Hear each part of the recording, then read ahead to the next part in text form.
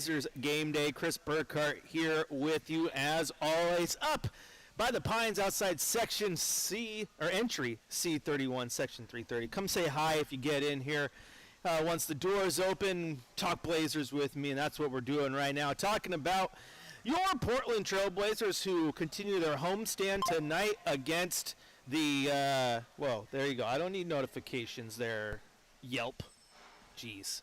Continue their homestand against the Clippers tonight, and they had a interesting night just a few games ago when they took on the Brooklyn Nets. And I say interesting because they took the L, but it's one of those rare games where despite the loss, you absolutely left that building, at least I did, loving what you saw.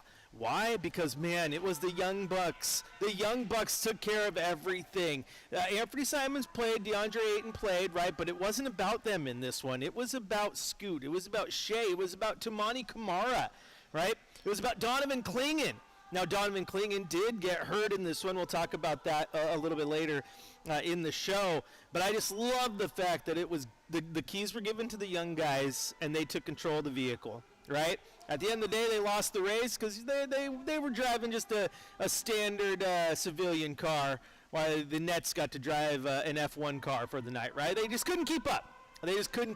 But it was just so nice to see the young guys going and getting it done. When you look at this one, you can start on the net side of things. Zaire Williams, he had 13 points, 7 boards, 24 points from Cam Johnson. Noah Clowney had 20 points, 5 rebounds, 2 assists, and 20 points from Blazers legend Keon Johnson. Ben Simmons, he had just 5 points, but he also had 9 rebounds and 11 assists and was very efficient with what he was doing out there. Jalen Williams had 14, and D'Angelo Russell had 13 off of the bench. Now, on the Blazers side of things, again, it was the young guys. Let's start with Toumani Camara, 7 of 21 from the floor, which I loved. I get that that's a lot of shots, man, but guess what? Green light action. There was no stopping him. If the ball was in his hands, he was allowed to shoot, and that's exactly what you want from Toumani Camara. Be active out there. Get the job done. I love the fact that he was willing to shoot and just get points up, man. He ended the night with 23 points, a career high. He also had 5 rebounds, 2 assists, 2 steals, and 2 block shots. So an absolutely wonderful game from Toumani Camara. Shaedon Sharpe, he had 21 points on 9 of 13 shooting, 2 rebounds, and 2 assists. Also had a steal in there, so a very solid game as well. But the man of the night was Scoot Henderson. He gets the start in this one because Denny Avdia was out with an ankle injury, so they went small. Starting lineup was Scoot, Ant, Shea, 2, and DeAndre Ayton, right? And what did Scoot do with it? He just had himself an absolute thriller of a game. He finished the night 13 of 18 from the floor, including 8 of 10 from beyond the arc. He started the night 8 of 8 from the floor. Then he missed a shot. Shot number 9 was the first shot he missed. That's how hot he was to start this one. 39 points overall, a career high for Scoot Henderson. Also had 6 assists, 4 rebounds, and a couple of steals. I mean, there was nothing about this game that you looked at and like, that was a terrible game from Scoot. Go fix that. Okay, he had 4 turnovers. I don't care. It was just, everything else was just beautiful. Beautiful from Scoot. It's exactly what you want to see from the guy who was drafted 3rd overall. And has had his ups and downs, but to go in and do what he did in this one, absolutely incredible. Anthony Simons, he rounded out the starting lineup there. He had 11 points and 4 assists. Off the bench, Chris Murray had 4 points. Donovan Clingan had just 4 points, but he did have 14 rebounds, a block shot, a couple of steals, a couple assists. Tweaked his ankle in about the last 30 seconds of the game, though. That's the unfortunate part. He came down awkward, rolled it, instantly subbed out of the game. I'll tell you this much, though. It's okay. Like, I think we are okay that it's just an ankle. They did say that he would be reevaluated in a week's time, right? So we'll see how that is. That's a good timetable. Just a little bit. Let the swelling get down. Let him get ready to go. But you avoided the worst-case scenario. Right? You avoided the re-injuring of the MCL or worse, which is what everyone thought the minute he was on the ground grimacing. But when he got up, like I said, he put all his weight on his bad leg, which is encouraging because that was the ankle that he hurt, and then walks off the floor visibly angry. He definitely about took the tunnel with him, the little canopy that covers it, right? visibly angry, which I get because he was having a good game, finally back healthy, getting 20-plus minutes per night. Things were looking good, and it always sucks to have the injury bug send you backwards. But again, you avoided the worst case scenario. Reevaluate him in the week, see where he's ready to go. It's good that it was just a minor ankle injury. Checking in on the YouTube chat, which is one way for you to join this conversation. Just head over to youtube.com, type in Rip City Radio. Air Weldon says, "Go Blazers, beat Batum. I'll give $40 for a Shaden Sharp cup. I got to drive. Have a good show." All right, Air Weldon. Well, thanks for chiming in real quick before you got on the road. That's right. You don't need to be on YouTube while you're driving. That's what the iHeartRadio music app and the 620 radio station are for, so you can drive safely. But you get, $40 for a Shaden Sharp cup. I'm going to be completely honest. If any of you are willing to sell your cup to Air Weldon, hold out a little bit. Hold out just a little bit. No disrespect to Weldon. He deserves a cup, but I believe a game ago he was saying it was going to be 20. Drive the asking price up, baby. Drive the asking price up, Air Weldon. But that is right. What is he talking about? What in the heck is he talking about? Shaden Sharp glass night. That's what he's talking about for 7,777 Trailblazers fans will leave the arena tonight with a Shaden Sharp glass. Hopefully a lot of those same people got the Scoot one and the Klingon one, get to complete their trio tonight. And if you have a Shaden Sharp glass willing to sell, Air Weldon will give you $50. There you go. I just talked the price up for you. I guess I'm gonna if someone really comes to you for 50, I'm gonna have to cover 10 now, aren't I? That's just the price of doing business. That's the price of doing business. You want to join the conversation? Chris J. Burkhart's the name on social. YouTube, type in Rip City Radio to get on with me. But yeah, again, back to that game. It was glorious. It was glorious. It's everything I have wanted from the Trailblazers this season, where I completely understand that wins might be hard to come by. You might be playing capture the flag, as some people have coined it, but you get sick and tired of watching bad basketball when they lose, right? You can sit here and you go, okay, if you play good basketball and you show effort, and then you take the loss, I live with that, and it's okay. At least I left entertained, right? And that's what happened just a few nights ago against the Nets. The negative, though, was it wasn't all great. There was some bad. And one bad in this one was DeAndre Ayton, and he absolutely needs to be called out for that performance. 2 points, 1 of 4 shooting. He did have 8 rebounds, but he could have had so many more. Like, I don't know what was going on, why you're just sitting there watching the ball bounce off the rim and not showing an effort to go get the rebound. I mean, hell, if you would have jumped up and got the rebound late, maybe Shea and Banton wouldn't have slammed into each other, and we all thought Shea was concussed after that one because we heard the thud as he hit the ground. It may have been just his elbow, not his head. Good thing he's got a good head of hair, acts as a helmet, right? I know if I hit the man bun, it acts as a little bit of a buffer. Right, but Ayton was just so lethargic and just not going up and down the floor. I talked about it in the postgame show, but he sits there, misses an alley-oop attempt, doesn't get back on defense. The Nets get the alley-oop on the other end. Why? Because he wasn't there to defend his man. You got to get down there. You got to show effort, and it's not just him.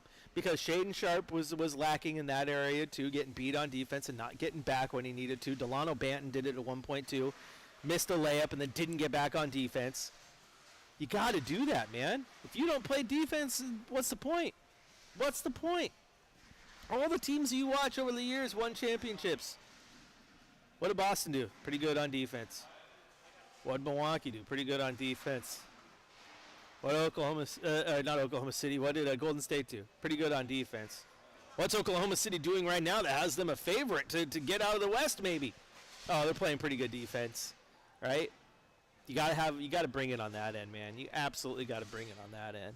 And it's like even the Nuggets team, like, yeah, they had Jokic who made their offense just unstoppable and everybody was playing their role, but they weren't a slouch defensively. Like, they weren't just getting beaten every single night.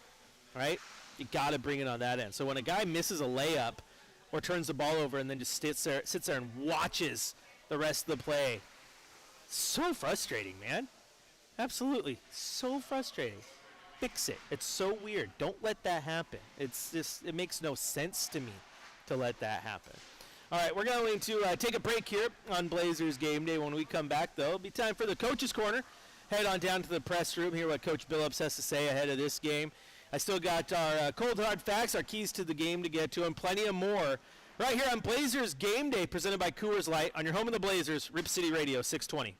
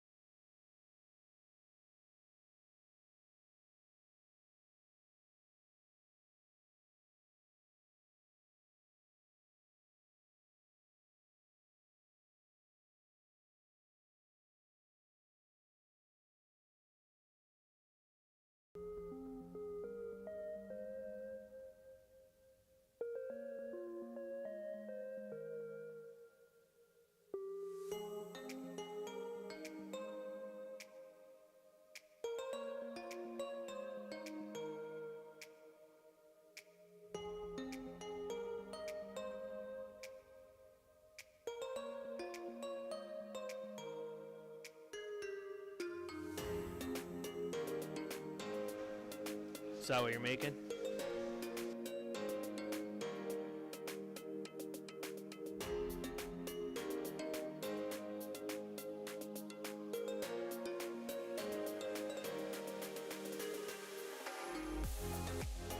Yes.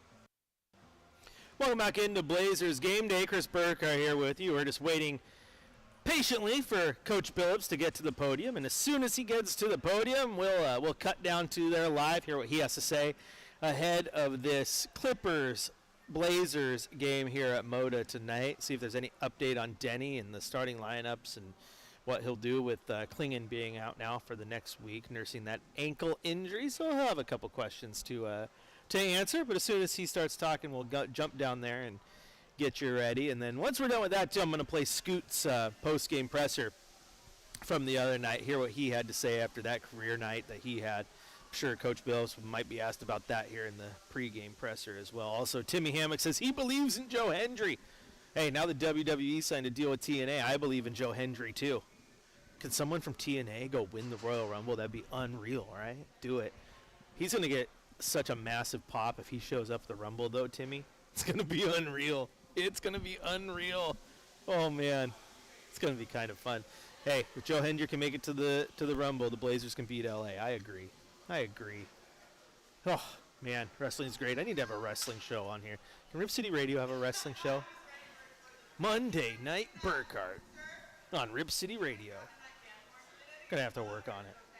We'll work on the title. We'll get Shacker on that. He'll come up with something creative.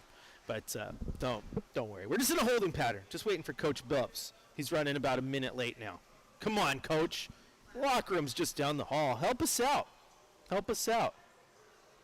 Phil Hendry was really a good radio guy. Okay. I'll get what you're laying down. I'll believe you. How about the unfortunate passing of Euchre, man? That guy was a legend. The legend that other legends looked up to.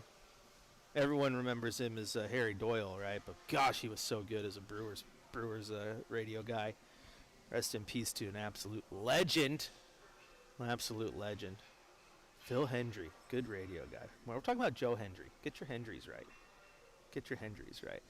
Chris Burkhardt here on Blazers Game Day. If you want to join the conversation, head on over to youtube.com, type in Rip City Radio. You can also follow me on social at Chris J. Burkhardt. We're just waiting patiently for Coach Billups to get to the podium, and then we'll hear what he has to say ahead of this Blazers-Clippers game. And the Blazers, I just hope they get out there and do what they did against Brooklyn, man. Just let the young guys go out there and cook. Let them roll. Let them run. Let them take control. That's what I want them to do, and that's what I want to see. I mean, Ayton had a bad game. I don't need to see that again. I wouldn't mind him actually playing. But, you know, it's just the fact at the end of the day, it was the three young guys, three guys that should be the core of your team moving forward, absolutely just going out and having a green light. That was fun with a capital F, man. And so I just want to do that again. Just let the young guys get out there and just absolutely ball. I mean, how many people walked away upset that they lost that game? I mean, sure, maybe a little part of you. But when you sit there and you're like, yeah, Scoot, career night, Shea, playing like that, Tamani, career night, then you kind of finally, okay, maybe there's light at the end of this tunnel, finally. That's what you like to see. That's absolutely what you like to see. Hopefully we get to see it again tonight. I mean, Tamani Kamara having a green light and taking 21 shots, like, that's beautiful. That is a thing of beauty.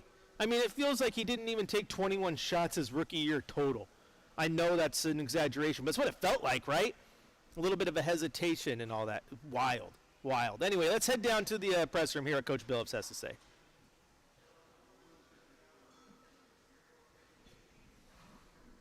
Rob's in. I think that's all the questions we have, right? Same starters as last game? Yeah. Sharp has been on a little run, Coach, for past few games, consecutive games with 20 points a game. What do you attribute that to? I think he's being a lot more aggressive, which is what we always want him. That's what we always want him at, just attacking, being aggressive.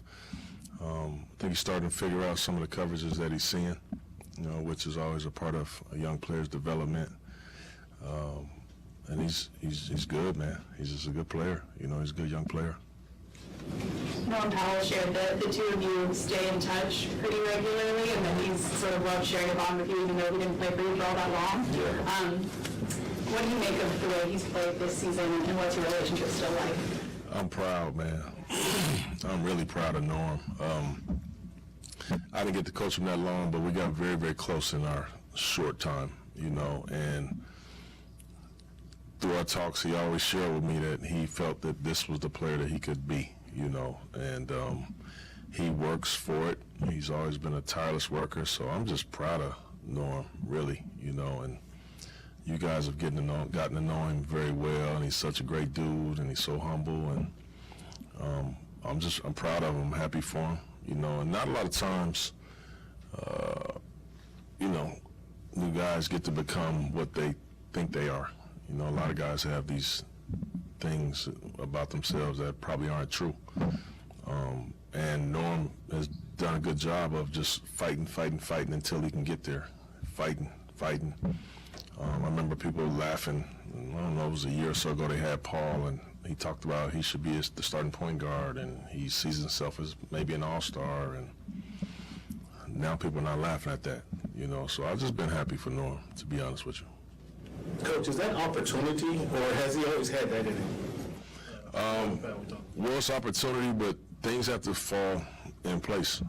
For instance, when I had him here, he's starting in the same backcourt-ish, but with Dame and CJ, and then Norm was kind of small forward, not really backcourt, but he really is a guard. So it just depends on kind of what it is, and who you're playing for and how you play and how you're used. It's just the perfect spot for him, where he's at. And Ty's done a great job of, kind of unleashing him and running most plays for him to get to his right hand and, just getting the best out of him. How is the injury hiccups hurting Donovan, you think, in terms of his overall progression? Yeah, it hurts. It definitely slows his progression down, and it slows his development down. It slows us down, because we're much better when he's out there as well. We're starting to learn how to get to play with him, and so it just slows him down, But he's such a tough warrior that he's willing to play with anything. You have to really hold him back, to be honest with you. It's one of the things I love the most about him, but it's slowing his progress down. Coach, do you feel like Ayton is giving you adequate effort? Yeah, I think for the most part, DA has been good most of the season. When he does get a little frustrated, it only has to do with, he wants more responsibility. He wants to do this, he wants to do that, and which most players will get frustrated, with their roles sometimes, and shots and this and minutes, and it's what the NBA is. But for the most part, he's been pretty good this season. We all have our ups and downs, though. Scoot obviously had a career night the other night, starting again tonight. What are you hoping to see from him in that starting lineup?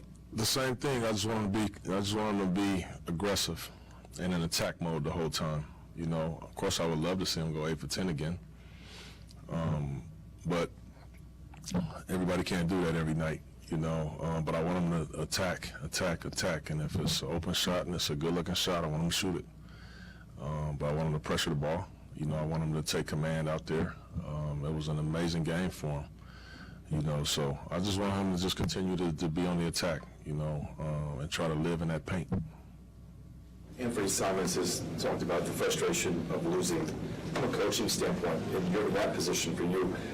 Are you less concerned about wins and losses so that the losses don't mount up and you're more focused on daily progress of, hey, we did this better defensively? So do the losses add up to you the same way they did maybe when you were as a player?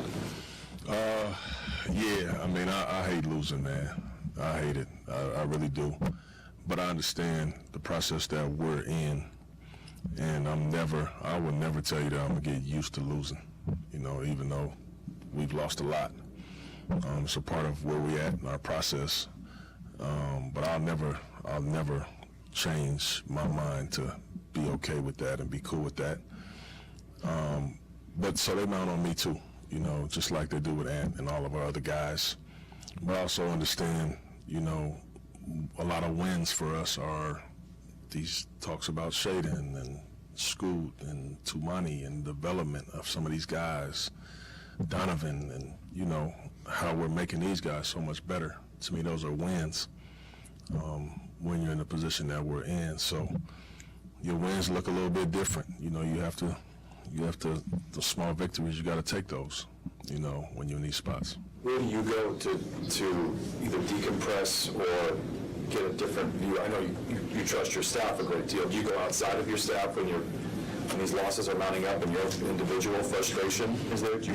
I got a social circle that I talk to that, you know, kind of calms me down and keeps me, because even though I am frustrated and I get to those spots, you know, I still got to be present for my guys, and we got to move on the next day. You know, we got to talk about what happened, and I got to be upbeat and ready to rock and roll and be present for them. So it's not always easy. It's not always easy, but it's what leaders do. This is what we have to do. All right. Thank you, everybody. All right.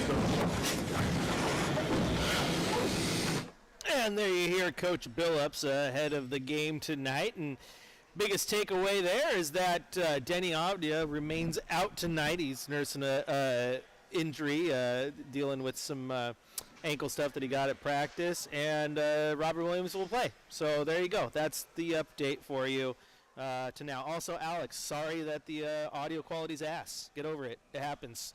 I'm trying to produce and host at the same time. It's hard. It's hard. The real ones know. The real ones know. It's not set up properly. We could just not be on YouTube, but we try. We're trying over here, just like the young Blazers are trying, man. It happens. Also, it wasn't completely my fault. That was a little bit of what was coming from the presser. Don't get mad at me, Alex. I know you're not. I'm just trying to have fun. That's what I do here. I like to have fun. If you want to join the conversation, head on over to youtube.com and tell me all the things I'm messing up on YouTube. You guys are my live producers. You don't know it. I do rely on you because I can't hear back. That's how I got to fix it. Yeah, Alex, I'm just playing with you. I'm having fun. I hope you know that. But no, the orb would always come in here and be like, hey, audio's quiet, audio's hot, fix this. Hey, it's the best way to do it. That's how I can help you guys out, you know. You guys are awesome. I appreciate you and getting in on the comments, Alex. I'll do my best to fix that audio for you as we continue to move on here. I love it. You know what I love about this show is we're real over here. There's no fakery, baby. No fakery. We keep it real. We are for the people and we're about the people. We have some fun here. But we're going to take a break. When we come back, though, I'm going to give you my Coors Cold Hard Facts. We're also going to listen to not Coach Billups, Scoot Henderson, what he had to say following the game the other day. Chris Burkhardt here with you, having some fun here on Rip City Radio. Don't go anywhere. We'll be right back on your home of the Blazers, Rip City Radio, 620.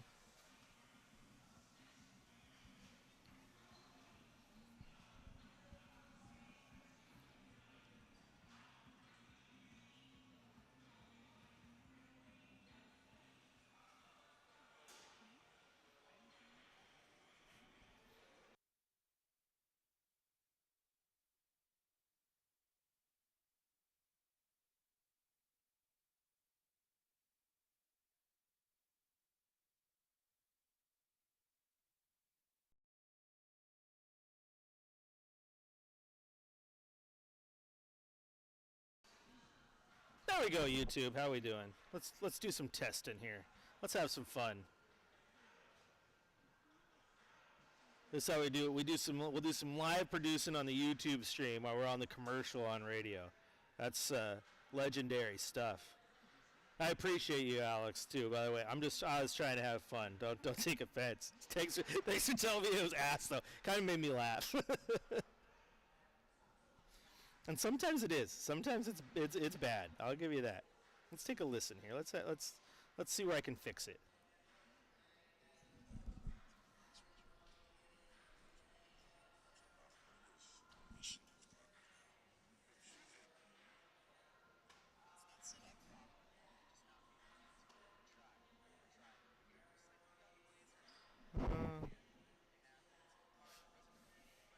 Do a little pop that down. Pop that down. I don't like that when it's hot. All right, we'll see if that's better now. We'll see if that's better now. You guys are awesome. You guys are awesome. Thank you. Thanks for tuning in. Thanks for listening. Thanks for listening. I appreciate you. Who's going to be here tonight to get their Shade and Sharp glass? That's what's important. That's what's important. You guys need to get here. First 7,777 people, right? Have some fun with it.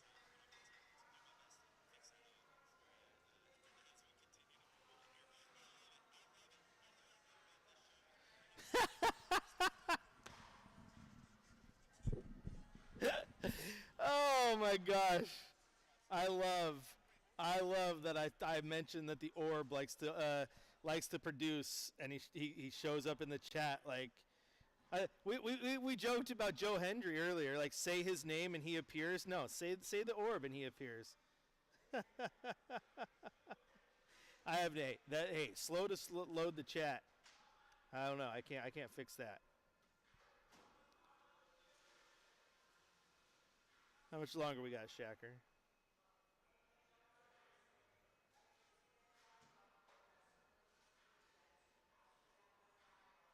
You guys are too much fun.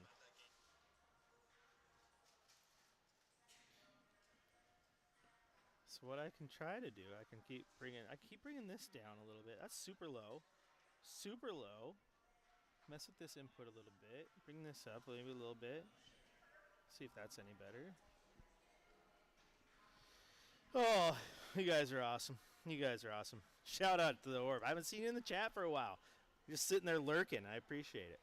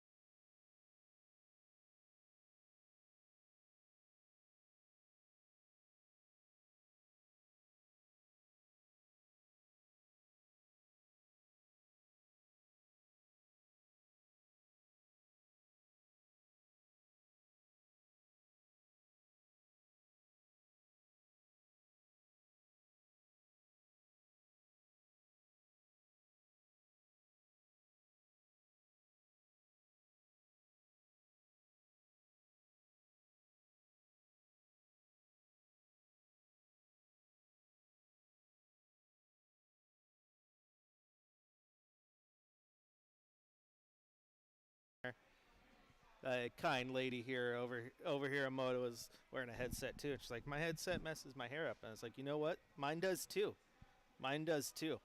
It's I can't see. Look, there it is.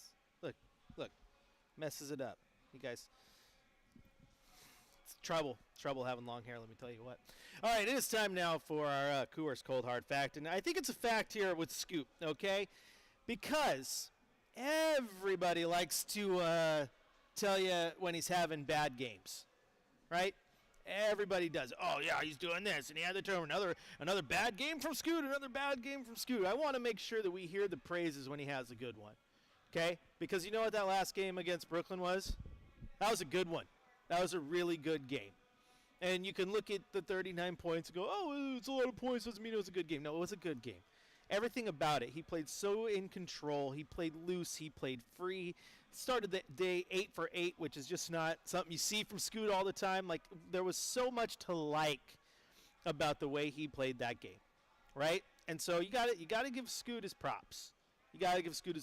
I know everyone is always like wants to tell you when he's having bad games. And when they have a good one, they like to ignore that. You can't ignore it. That was a great performance from Scoot, and he deserves credit for him. Speaking of which, I want to take a second to hear what Scoot had to say following that game against the Clippers. Not just with the number of points you scored, but with how you were seeing the floor and the type of flow that you were in. Did anything seem different? Nah, I think it was just flowing. Doing what I feel comfortable doing, not thinking. Is it tough for you to enjoy your performance, given that you guys lost? Yes. I always just go back to what I could have done better, what we could have done better as a team, and that was to get the heck back. Too many easy transition points for them. We gave up. And then at the end, bad awareness by me, just not seeing D'Lo get down the court. Kind of off balance. Like I just took a dribble, took my time and shot it rather than passing. But yeah. You said that tonight you were not really thinking that too much, and that's why the flow that you were in was what it was. Is that something you struggle with? Like, do you think like sometimes you think too much when you're out there? Nah, I don't even think for real. Like, it's hoop at the end of the day. Like, I've been doing this. I've been playing basketball, playing the game I love, and I just always go back to, like, I'm blessed, man, to be at this level and have kids look up to me and represent the name on the back of my jersey. So I think I just got to go keep thinking about that, going back to why I do it. Not that I don't, but I think I just got to be consistent in that. Was there a time you thought about different ball distribution? I mean, you came back from the half with 25 points, and Ant had 0. Did you set yourself, part of my goal in this game is to get others in the flow of the game? Yeah, that's always my goal. As a point guard, that should be the number one goal, to get everybody else shots. And then I got the ball in my hands, so I can shoot it whenever I want, whenever I feel comfortable, whatever the game provides, if that is so. But, man, that's why I was just trying to keep everybody connected. I knew it was a slower game for some guys, but I just tried to uplift them and high-five them and let them rock out like they usually do. And they did, and we just got to get back in the lab and focus on a few things and to get us right for the next game. Scoot, when you're out there in the first half, do you know that you haven't missed a shot until you miss one, or like is that something you're just in the flow of the game, you're not really thinking about it? Or I think Eric's not going in, but I think I wasn't really thinking about it. The fact that I didn't miss a shot, I always expect myself to make all the shots, but that's not a good thing. But tonight it actually happened in the first half, and I just got to keep it up, man. I think it was a bad thing to think all your shots are going in. Exactly. I think it was your 6th 3 that it bounced off the front end. And like, at that point, man, I'm like, oh my goodness. That's why I just turned around. I'm like, okay, that's what type of time and the ball is on today. So you got to talk to her nice, man, and I did. So are you aware that the song that plays when you make shots is "Drop It Like It's Hot" by Snoop Dogg and Pharrell? Are you aware of that? Nah, why is that? this is like the arena music. They play the beat from Drop It Like It's Hot. Do you hear that? Oh, that is it. Does that Yeah, pump that's you up hard. when you hear that beat dropping in the I drop be it off? hearing it. That's funny how you think about it, because I wasn't really thinking about it, but like I was like, I do be hearing that. Yeah, I rock with that. Hey, whoever knows in charge of that, man, props. You were born the year It's been a year and a half, I think. Man, hey. Well, now, hey, props is never too late, man. You were born the year that song came out. Yeah, I'm 04, baby, man. What? That song came out in 04. I thought it was a little older than that. Not to age anybody, but I thought it was a little. High school, man. Wow, nice. I was just getting out the womb. That's what's up. Well, it's obviously a milestone for your second year in the career, but how do you think about how would you keep it up in the rest of the season and looking forward for more? Got to be consistent, man. That's been a big thing of me talking to myself. Just be consistent with it. Whatever it is I do, whatever off the court, on the court, just staying on top of it, being consistent, not thinking, just reading in my new book, just not thinking, man. And there you hear from Scoot following the game. And what I love about that entire interview is just how loose he is, right? Like, you could tell that he's just relaxed, and that's good. That's good. I think that's what leads to these type of performances and hopefully things that he can build on in the long run. Like, you just love to see that from him. Absolutely, you do. And shout out to the Orb. He says, "Good God, I'm a catastrophe" in the chat. Hey, it's okay. You're rusty. You've been out of it for a minute. You're trying to figure it out. Your on-air producing skills, your in-chat producing skills, they got to catch up with you. It's like your first day back at work from vacation, right? You kind of go through the motions, maybe make a few mistakes, but you just got to get back into the groove. That's all. Just get back into the groove. We're here for you. We're all one big team. We're all one big team here at Rip City Radio and on the YouTube chat. Again, go to youtube.com, type in Rip City Radio, join us there. And, of course, you can follow me on social at Chris J.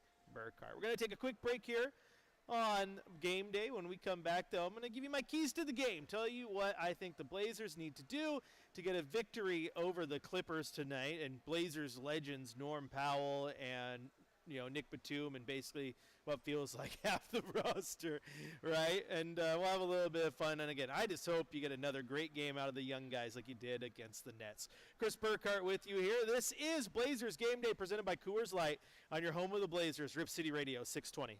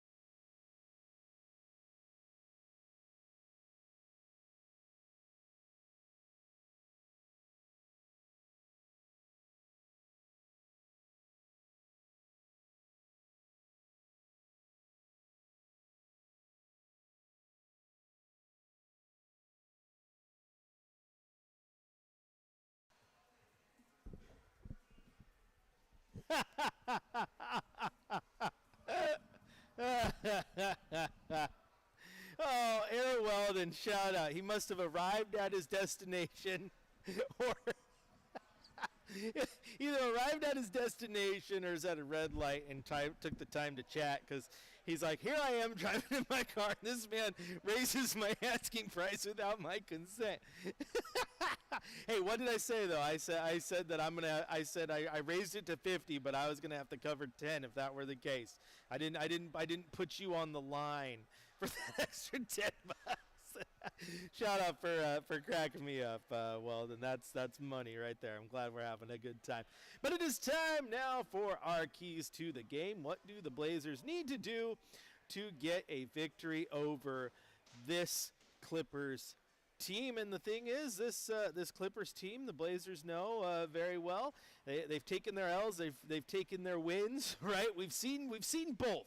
We've seen both. All you got to do is go back to October 30th when at LA, the Blazers won 106-105, and in that game it was Anthony Simons. He had 25 points. DeAndre Ayton had a double-double with 15 and 12.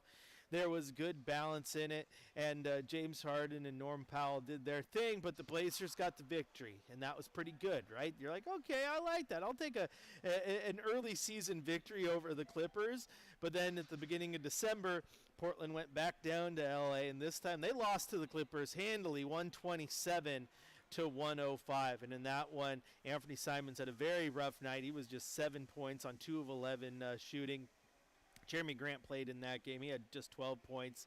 DeAndre Ayton had 16, and I think that was a game they got blasted on the board. So, yeah, they did. They had just 29 rebounds in that game, the Blazers did, when the Clippers also shot 55% from the floor, including 51% from deep. Norman Powell had 30 points. Former Trailblazer Derrick Jones Jr. had 15 points. And Nicholas Batum didn't register a point, but he did play 20 minutes and played pretty solid ball.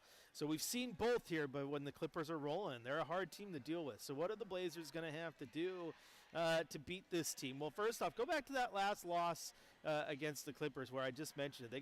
They got beat on the boards. The Clippers didn't get a ton of boards. I mean, they only had 35, but 29 rebounds as a team is just low. Not really acceptable if you're the Portland Trail Blazers. So you got to get out there. You got to get work on the glass. And quite frankly, you got to do your best to win that glass battle. You got to get DeAndre Ayton to get in there and just get busy. Right? We saw too many times and that he just wasn't going after the rebound in that game against Brooklyn. Be aggressive. Get out there, get your DeAndre Ayton-esque double-double, have some fun with it, no complaints, and just play good ball. Also, it's interesting. Aaron Weldon says attack their bigs, and I agree with that. Like they have Zubac, who's a good big, right? And they got a decent roster there. They're just not going to blow your socks off with a bunch of people who are just going to kill you, getting block shots and all that. Are they going to get block shots? Of course they're going to get block shots. But again, I would attack those bigs, make them work, and then energy and effort and execution, the 3 E's. And it's the basketball version of Kurt Angle and the 3 I's, right? Intensity, integrity, and intelligence. Energy, effort, and execution is what Aaron Weldon says. And those are good ones too, Weldon, because the energy has been lacking at times from the whole team at once, right? Like you look at that last game and like Scoot brought it, Tamani brought it, right? DC tends to bring it, but DA was having an off energy night, right? And you didn't have Denny out there, who's a big energy guy, right? Those things hurt. You got to get out there. You got to play with a little bit of fire in your belly, man. You got to get out there and just run. And those things will lead to good Blazers performances. When this Blazer team is firing on all cylinders, they're fun. They might lose the game, but at least they're fun. And one thing I have noticed listening to you fans go off in these chats and on the phone calls, man, is you don't care if the team loses and puts effort out, right? If the team is out there and they gave you 100% all-out effort and they lost, you're like, you know what? At least they just didn't roll over. But when you get games like we've seen, the Utah game, the Memphis game, where the team just rolls over as a whole, it irritates you. Now, when you get to games like against Brooklyn, where, certain people aren't putting out effort, that irritates you. You just want the team to go out there and just play hard. win the rebound battle, execute. And again, one thing that's going to be a big bugaboo for this team all year long, just make sure those assist to turnover ratio stays in good company, right? You can't be turning that ball over. It's absolutely terrible. It's terrible. What does Jackson say out here scrambling to get my accounting homework to watch our rebuilding team? Aaron Walden says, Jackson, put ChatGPT to work. Okay, accounting homework, FICO versus LIFO or whatever it is. I took some accounting. There was a small sliver in time. I was like, I'm going to double major in journalism and sports business. And then I really had to focus on journalism. It is what it is. I know. I'll help you out. My kids are in like 4th grade. They know some math. Send it my way. Send it my way. Jackson says even Channing Frye called out DA. He did. And I've been I know it sounds weird. Like I've been a DA defender to the point like I like DA the person I enjoy, right? He's funny. He seems like a great dude to he's up there on the list. Like I want to go chill and have a beer with him. Like like Evan Turner is at the top of my former or current Blazer list of Blazers I just want to chill at the bar with and just talk and just shoot the breeze, right? And DeAndre Ayton seems like a swell dude. Like he seems awesome. He's funny. You look at the videos at media day, and like he's a side splitter, dude. He can crack wise and make you laugh. But the effort thing has to happen, man. You can't get out there and be a $30 million a year guy and then not jump up and try to get a rebound. Like you can't do that. You can't be a $30 million a year guy and then not get back on defense. You can't do that.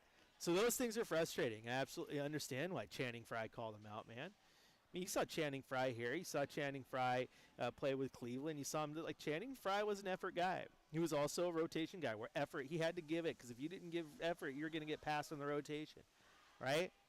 And Ayton, I think, is Klingon and Robert Williams are just out a little too much. And sometimes I think, I'm the $30 million guy they traded to get me. I think it makes them a little too comfortable. Just a little too comfortable. Every single starting job on that, send him to the bench for a game. Let him know. This ain't given. This is earned, man. Continue to earn it. Continue to bust your tail and earn it. And that's where DA gets so frustrating, man, because he has a game like Brooklyn where it was all effort, lack of it, that defined the game. But then you see games where he goes out there and gets 16 and 14 and he's just balling and he's playing great. And you're like, that's the DA I want to see every single night. You give me that every single night, I'm probably not arguing to trade you. And then I get frustrated because you don't give it every night. Give it to me every night, DA. We know it's there. All right, the music means it's time to go, but don't go anywhere. Chad Doing is waiting just across the Arena Bowl for the Trailblazers pregame show across the Trailblazers audio network.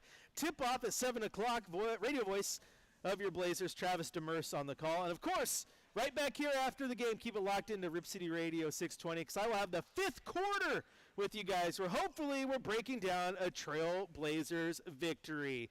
Blazers Clippers coming up on Rip City Radio. We'll talk to you after the game.